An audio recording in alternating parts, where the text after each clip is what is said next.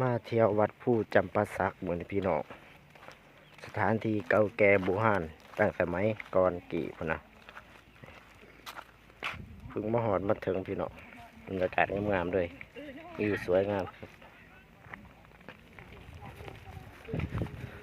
สิขึ้นไปเทิงต่อพี่น้องสิเขาไปได้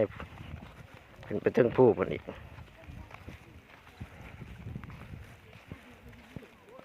ครั้งแรกในชีวิตสิมาวัดปู่พี่น้อง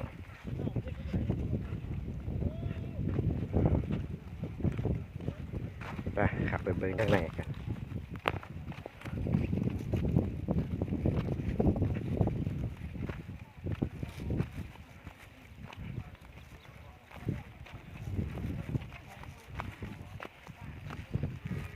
เอ้ย